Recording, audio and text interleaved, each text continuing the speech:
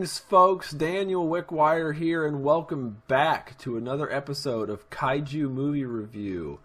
I am, as always, joined by my ever-loyal co-host, Mr. Zach. It's true. I'm here today. We, however, sadly do not have the wonderful, talented Xander Cannon with us this evening. We don't, and some of that your audio had screwed up, so yes, but we can abridge and assume we knew what you were talking about. No, I got you. Your audio cut out there because the internet or whatever. But yeah, it's okay. I will assure you, by the end of this episode, Zach will not eat my brain and imitate my voice. I don't know why I'd want to.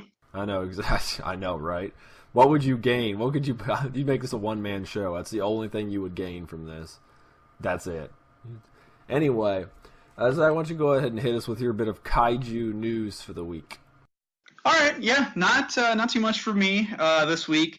As we are recording this, the New York Toy Fair was just wrapping up, and they gave us a look at quite a few interesting things coming. If you were a fan of figures from the Japanese side, not necessarily kaiju, your wallet is crying right now because there was a lot of cool stuff shown off this weekend.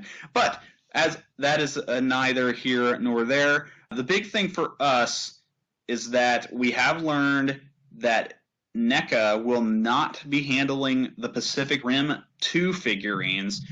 Rather, Pacific Rim Uprising's toys will be handled by Tamashii Nations, which is distributed in the U.S. by Bluefin. Dan, you and I are very familiar with Bluefin. Yes, we thanks are. to them being the distributors of the Gundam models in North America. They also, on the North American side, distribute Bandai's SH Figure Arts line and the SH Monster Arts line. With Tamashii handling toy production for Pacific Rim Uprising, I think we get some pretty cool stuff. I don't think we're going to see any of the kaiju as part of the SH Monster Arts line. I could be wrong. I could be wrong, but they're definitely handling it, and I think they're going to give us some super cool figurines for Pacific Rim Uprising. Not to say that NECA did not give us some cool stuff when the first movie came out, but I'm very interested to see exactly what Tamashii is going to be able to bring to the table. A big concern for me with Tamashii taking over this line, and I've got no problem with them doing it, is cost and availability. Because Tamashii makes really, really good stuff, but if you're familiar with SH Monster Arts, SH Figure Arts, Ultra Act figures, they're very pricey, and as Zach said, I don't think they'll be part of that line necessarily. I think they'll probably be like a lower cost line below that.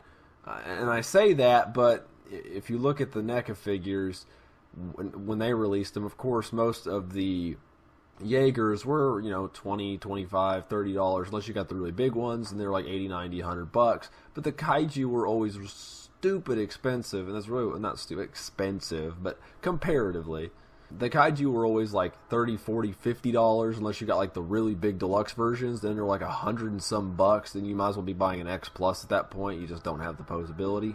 Which, as we all know, is more than a lot of people would be willing to spend on figures like this. But of course, it's a different kind of movie. It's not like a Godzilla or a King Kong or a Transformers where there's a bunch of cheap inexpensive toys. I shouldn't say cheap. And maybe it's not a bad thing, but I don't know. Take what you want from this, but we'll just have to wait and see what happens. The other thing I think, and the bigger issue, is going to be that with Bluefin's current distribution model, you're really only going to see these toys in like Barnes and Noble and hobby shops. Like, you're not going to find them at Toys R Us. You're definitely not going to find them at Walmart. Like, these are going to be a lot trickier to track down than the previous NECA figures were. And how this movie did nationwide, the first one in the United States, that's an even bigger indicator as to why Tamashii Nations got it, because this movie did way better overseas, particularly in Asian markets, Southeast Asian markets, and that's why they've got Tamashii to handle it. And of course, we will get some over here, but it's just going to complicate the issues. Yeah, and that's definitely a good point. Like, these toys are being made with the Asian market in mind, not the North American market. As for my bit of news for the week, something actually came out earlier today because I had heard about this, but I didn't post it right away until it was confirmed. Of course, anybody that follows our Facebook page and so on and so forth. But and if you're not following our Facebook page, what the heck, man? I know, right? But they announced there would be a scene, I don't know if it's either a trailer or post-credit scene, that would tease the second Godzilla film. So that is something that is going to happen during the movie. They did confirm that. And they also confirmed, spoiler alert, if you don't want to hear this, cover your ears, whatever. But they confirmed that during said scene that there's a copyright for Rodan, Mothra, and King Ghidorah, which we kind of already knew. They announced that a long time ago when they started talking about Godzilla 2, like at a Comic-Con, like, God, what the hell was that? About 2 years ago. It was right after the first movie had come out. But we had known that kind of happened, but this is our first confirmation of it. So we know for sure that they have copyrighted them, and they will pretty much guarantee they're going to be in one way or another in the next Godzilla film. That's exciting. It is very exciting, and I'm actually waiting to go see it. And by the way, Kong Skull Island comes out March 10th in the United States. So we're looking for possibly watching it early, since I know the people at the movie theater here, and I'd like to see it early if I can, because I'll do a little we'll talk about it a little bit, and then once Zach watches it, we'll do an actual review on the movie. Yeah, I'll probably see it like the week after it comes out, like not like the next weekend, but like that next week, because my movie theater here has like a discount day on Tuesdays, so I'll probably just go like on a Tuesday afternoon and see it. So it's because we're cheap. It'll be well, I mean, it's not just that. I'd rather pay $5 to go see the movie than God knows however much the matinee is going to cost on opening weekend. Touche. But no, I mean, I'm the same way. I mean, if I can get away with it, make it more expensive, whatever. But then I'm just saying that now because when this movie drops, it'll actually be that following week that Kong comes out. Because we're recording this on February 20th. It'll give you a little time to prepare if you hadn't already heard that. All right, today's movie is one we've been building up to for a little bit. If you've watched the last episode, and of course we're going to make a running joke out of it if we can, or whether we want to or not, it's probably going to be made into a running joke. But we have Attack of the Crab Monsters, or Attack of the Carb Monsters, as I typoed when I sent Zach the email, and I also screwed it up when I was writing notes and wrote it as Carb at least one time.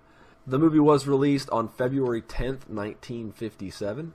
It was directed by Roger Corman, produced by Roger Corman, written by Charles Griffith, and it is starring Richard Garland, Pamela Duncan, and Russell Johnson. See, I can do those names, but Asian names I just chopped to bits.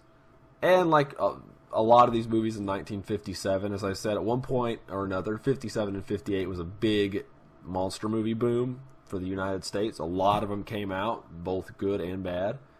The film opens with a random verse out of the Bible to make the movie more impactful to 1950s America.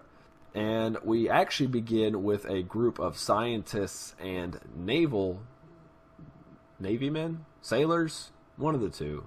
Arriving on a nondescript island, or unnamed island. I don't believe they ever say it. Zach confirmed this to me earlier, but we're pretty sure they don't tell you the name of the island of the movie. I don't recall them ever saying the name in the movie, so... Notable characters are scientists Martha and her fiancé Dale, and there is a radio operator who works for the Navy, goes by the name of Hank. Those are the three most notable characters. There's a lot of other characters in this movie, and a lot of names that I don't want to start throwing around and getting people too confused. The team is sent to the island to research the effects of radioactive fallout from H-bomb tests in the region. Around, I think they're referring to it like around Bikini Atoll, you know, where they detonated the H-bombs and stuff, and then all the fallout would drift over. And they're just supposed to check the various geological and biological changes to the island because of that. Because we're going to blow stuff up and not fully understand the implications of what we're doing, because that's what humans do.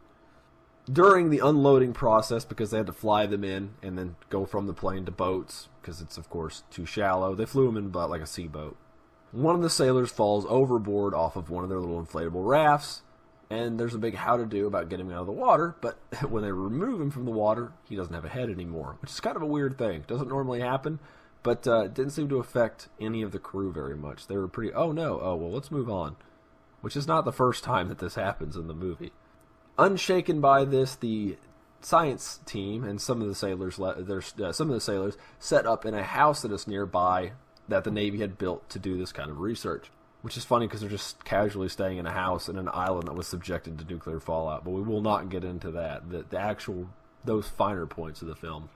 It was the 1950s. It was a different time then. Oh, well, clearly, because if you're trying to research this, fallout doesn't go away that fast.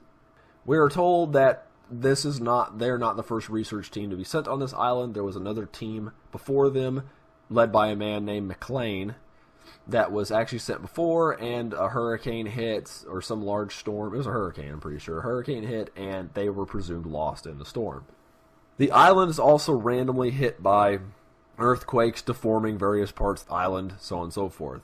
The seaplane that had dropped them off quickly departs after all the stuff's unloaded, but literally like a minute after the plane leaves, it blows up. For little to no reason, other than to add tension, suspense, I don't know.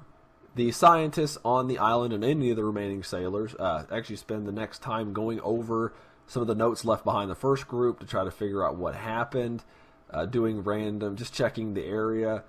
They're informed of a random sinkhole that opened up during one of the bits of seismic activity, and essentially the geologists in the group say, you probably shouldn't go down there because it's unstable around here, and if you do, you could probably die from a landslide or the earth falling in or whatever. That night, McLean, or the voice of McLean, actually wakes up Martha and coaxes her, hey, come outside and help me, which is really weird because, of course, he's supposed to be dead. And it also calls another gentleman named Carson out, and he tells him, hey, I've fallen down the hole, I need you to help me, or I'm in the hole, I need you to help me, not falling down. And Carson ties himself up to a rope and says, hey, we got to go down and try to save this guy. Martha, you watch the end of the rope. He goes down there. One seismic event later, he falls and she falls over, and if you go by Zach's opinion, it just randomly gets knocked out by nothing. And me, I could have swore she hit a shovel. I don't know why there was a shovel there to begin with, but she hits a shovel and knocks her out. So one of the two, whatever you want to go with, gets knocked out, and Carson falls into the hole. It was the 1950s. It was a different time then. Is that what it was? That's good. That's not going to be an explanation for everything. Every movie from the 50s. It was a different time. Yeah.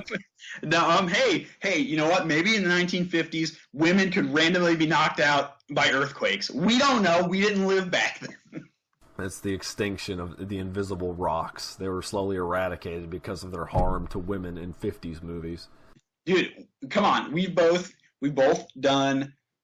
played Munchkin and whatever. You know the rule. Rocks fall, everybody dies. That's just how it goes. That's probably why they didn't want him going in the sinkhole, because rocks fall and everybody dies. So the rest of the team finds Martha collapsed at the top of the pit. They ask where Carson is. She tells them that he went into the pit, but she saw the rope go slack. They call out to him, and he replies by saying that his leg is broken, leading us to believe he's still alive. They make a rescue attempt via the cave system on the beach. However, the team feels that something is being hidden from them. They run across two of the sailors who tell them the whole section of the island are beginning to fall into the ocean before they enter into the caves. Dale and Martha, meanwhile, return to the house, and during the night, they hear a loud earthquake and strange ticking sounds. They hear this, and then hear the sound of wood splintering from one of the rooms in the house. Dale enters the room and is hit by a giant claw, disarming him and causing him to retreat back into the living room. After this, we see the group in the cave. They call out to Dr. Carson, who tells them that he's still there and that they should come quickly. Meanwhile, back at the house, Dale and Martha hear a strange popping noise, and the lights go out, and then suddenly the strange noises they were hearing begin to fade out. We cut back to the rescue party once again, where Carson was lost, and we see that his body is gone, but they find blood on the floor. Not finding Carson, they decide to return. Dr. Wiegand insists that they escape via the rope rather than going back through the caves. The sailors object to this decision, but being a geologist, he tells them that this is the safest way to escape the caves, so everyone leaves the pit via the rope. The next day, Devereaux approaches Hank asking if they're able to fix the radio to call for help, but at the time it looks like they aren't going to be able to, so the team instead goes back into the caves to see if they can find Carson. While they're down in the caves, an earthquake hits. Devereaux is hit by falling rocks, which causes his hand to be severed at the wrist. They must return back to the house to give him medical aid to keep him from bleeding out. When they're getting ready to leave the cave, the two sailors come into the cave that they're in and tell them that they heard Dr. Carson's voice, and that's what brought them into the tunnels, which leaves everybody to surmise that he's still alive somewhere in the caves, so they'll just have to come back for him. Meanwhile, back at the house, Martha gives Devereaux some medicine to help him sleep, and then we see the two sailors at the beach playing cards and betting with the sticks of dynamite. After they hear some strange noises, the one sailor leaves the tent and is suddenly attacked, and the tent is knocked over. We then cut back to the house where Devereaux is awoken by the sound of the voices of the two sailors telling him that they found Dr. Carson and he's to come to the pit. After exiting the house, he comes to the pit where he's suddenly attacked by a giant crab claw that latches onto his neck. Martha and the team are awakened by the screaming. They suddenly hear his voice coming from his room, despite it being empty, telling him that he's fine, and that what they heard was him crying out in his sleep. They notice Devereaux's voice is coming from a metal ashtray on the nightstand, and the voice tells them that they figured it out and that it will return the next night to tell them what is going on.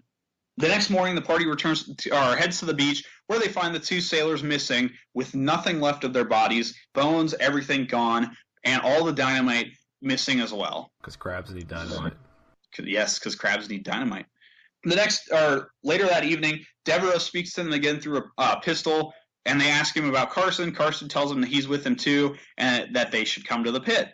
Because, the pit. Everything's about the pit in this movie. Yep. It's true. They go to the pit when they suddenly hear a ticking noise and are attacked by giant land crab. Crab people. Giant land carbs.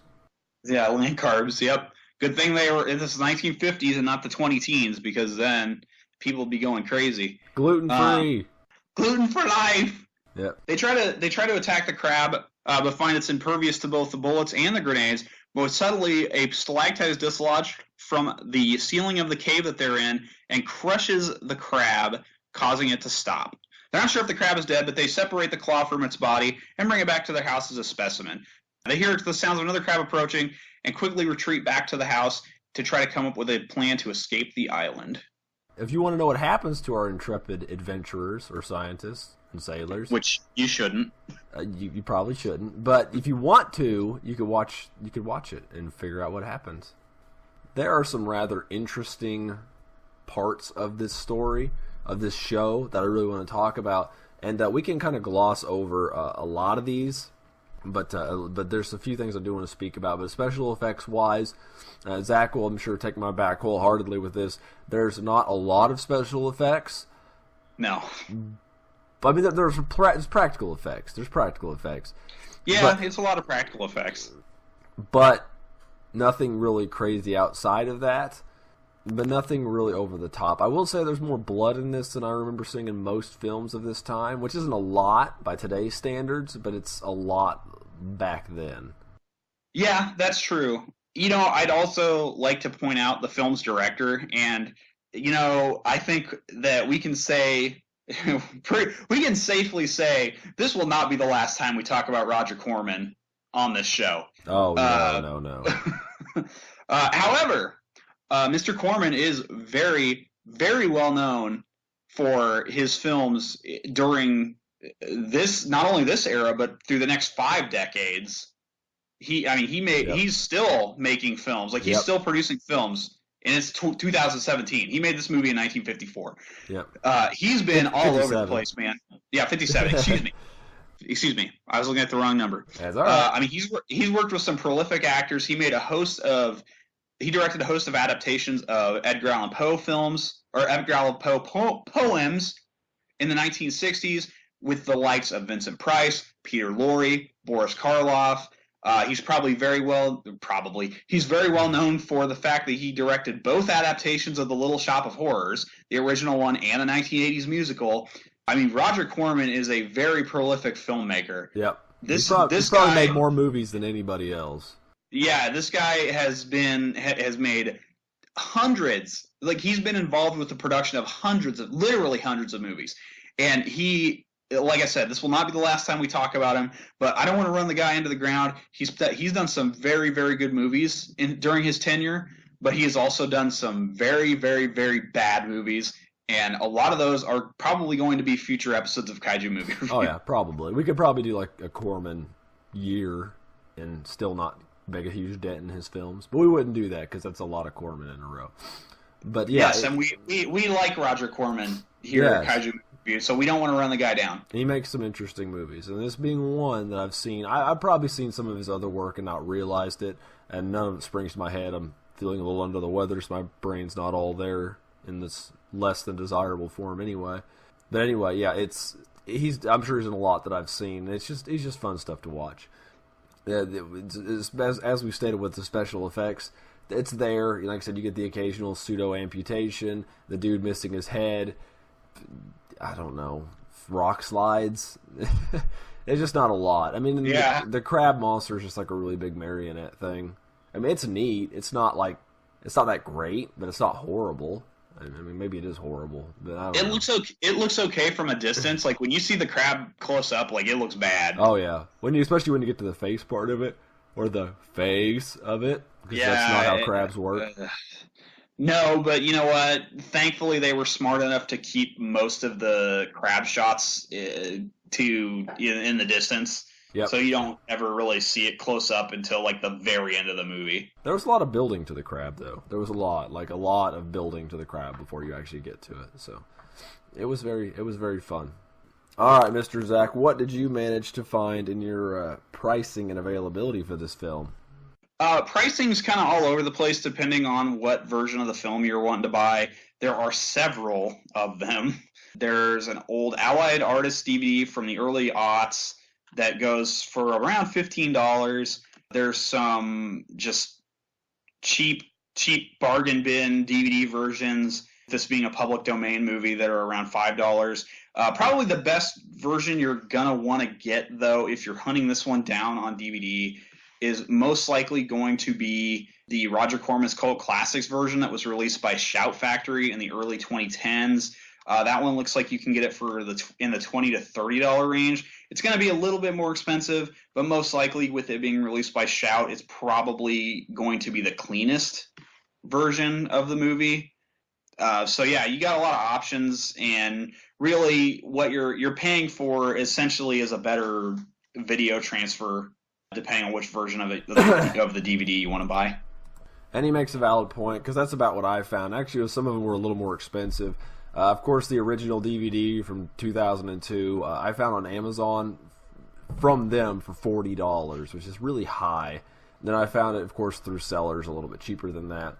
The Roger Corman Cult Classic Triple Feature is $17. That includes this movie, War of the Satellites, and this movie, Attack of the Crab Monsters, when it was released new, was actually double billed with a movie called Not of This Earth, and it's included on that as well. And I'm assuming, as Zach said, it's a better video quality. A lot of these movies like this, when you find them on the 100 Greatest Monster Movies or 50 Greatest Sci-Fi Film Collections, which I've got a few of them because you find some really obscure shit on there, but the video quality's not the best. They don't tend to restore films like this.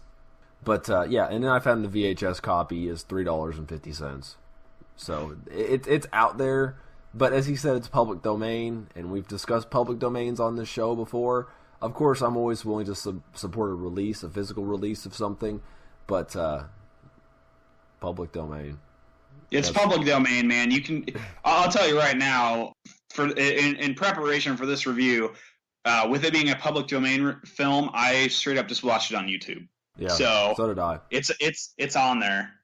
But I will talk a little bit more about that in my closing statements. And speaking of that, Zach, what did you think of this movie, and would you recommend it?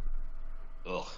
That should say it right there. I'm going to say I was not a fan of this movie, so I cannot recommend it. It was just all over the place. Like, there are so many cuts to different things going on. It was really hard to follow. Everything just felt... The pacing was just bad. Like there was honestly... I was sitting here on the couch watching the film, and there were points where I literally did not know what was going on because they were just jumping around so much. And I get it. it was the 1950s. This is clearly a low budget film, and movies were structured a lot differently than they are nowadays. But there are movies from the 1950s that I genuinely enjoy, and so I don't think that was part of the problem. I think this, honestly, and again, like I said before, when I talked about Roger Corman, no offense to him, this was one of Corman's early films as a director. So, I mean, I don't hold it against him, but I just can't recommend it. It just jumped around too much. I found it hard to follow what was going on, and I just thought the movie wasn't enjoyable. So it's just not for me. This is ironic because I actually picked this movie because I'd never seen it before, for one. Surprisingly, and for two, I just figured we'd dog the hell out of this film and just leave it be. And like, aha, this was a funny one. We could just gut it. And of course, illness and stuff aside, I'm not being as chipper as I normally am. But actually, this movie has some very interesting things about it. It was not a long movie. It was only an hour and 2 minutes. Of course, it was double billed with a film called Not of This Earth, so probably both those were an hour. Corman was catering these films for specific, the teen drive-in, cheap, or budget films. The movie's budget back in the day was $70,000, and it made $1 million. That's a hell of a turn on investment, like a lot, yes, especially back then. Especially in the 1950s. And this is actually one of his more profitable films back then, Corman's movies, up to that point. And I don't know. I mean, there was some things I rather liked about it. Of course, it was cliche about a lot of things. So this film would have been considered by most to be a throwaway movie, and probably most people still consider it that way. But I like the fact of how they actually gave, through shitty Hollywood science, but gave the creature a little more, I don't know, more robust than most creatures, at least at the time, except for that movie, what was it, The Monster That Conquered Earth, or The Monster That Battled Earth, or whatever the hell it was. Not The Monster That Challenged the World, because I reviewed that. It was like the second review I ever did, like decades ago. Not really, it was like 8 years ago almost for that one. Actually, it probably was. But anyway, I'm going off on a tangent. You're rambling. I am rambling a lot. Excuse me. I like it because when the crabs eat their victims, they can imitate their voice, but it's like telepathic, or through metal. It's through like radio signals through metal, and I think that's really interesting because it creates a different element that the creatures aren't just stupid creatures that are killing to kill, which they essentially are still doing that. But it adds some more depth because there's more cunning to it, and then the crabs are like slowly destroying the island underneath of them. It's not just random earthquakes. That might be considered a bit of a spoiler, but it just felt like there was more depth to it, and I actually liked the movie. I actually did enjoy it. It's something funny I mentioned earlier, and yes, that is my recommendation. I think you should go watch it, especially for, if you watch it public domain, do the public domain way, and watch it and it's free. It's a good way to burn an hour. I mean, like I said, it's not great. It just literally is a throwaway movie, but I thought there was a little more to it than most of them, and maybe I just don't watch enough, even though I feel I do. But another something really interesting. The movie I mentioned earlier was double billed with Not of This Earth, was remade twice. Also a Corman film. This movie has never been remade because Corman has yet to let anybody do it. There was a script proposed for the film, and he rejected it because he did not want the movie remade. Not that he did, but he did it because he likes the film. So I thought that was kind of interesting. Huh. That is interesting. So I don't know if it'll ever happen, but there's a little bit of trivia for you that I learned as well. But that being said, that will wrap it up. Zach does not recommend the film. I do. Go decide for yourself, and in the comments below, let us know what you think of the movie. If you have seen it, or if this inspired you to see it, go watch it and let us know. We go back and read, these, and we like to interact with you and see what you guys think of the movies as well. But we'll go ahead and slowly move our way out here as we step out the door and power off for the night. But Zach, why don't you let everybody know what the things that you do. Yeah, you can find me over on Twitter at CultureZact, where I'm always happy to talk about whatever, kaiju and various tokusatsu things and video games and all kinds of other stuff that I do. I am also currently the interim editor for the 3 Count, the pro wrestling section of Culture Shocked, and I'm also here every other week with you guys. And you can also find me as a co-host on Running the Ropes, Culture Shock's pro wrestling podcast, as well as a co-host on Pick Up and Play, and that is Culture Shock's gaming podcast. And as Zach said, you can find me here with Mr. Zach every other week doing a different monster or science fiction film, and occasionally trying to pick up a special guest from time to time. In between those weeks, I do a standalone project, which is Monster Bites, which I discover various facts and trivia about monster and science fiction films. This kind of break it up in between these longer episodes. They're usually 2 to 4 minutes long. Of course, I also stream another channel, Rome 21 Plays, where I play video games and all that fun stuff. And I'll put links for my Twitter, my Rome 21 Plays channel, and anything else important below. And one thing I want to throw at you guys, I'll do it this episode, and I'll do it next episode we're contemplating doing some kind of live streaming content, and I want to know what you guys think on this channel, but I just want to see what you guys think of that. But that's all we're going to say right now, just kind of get some viewer input.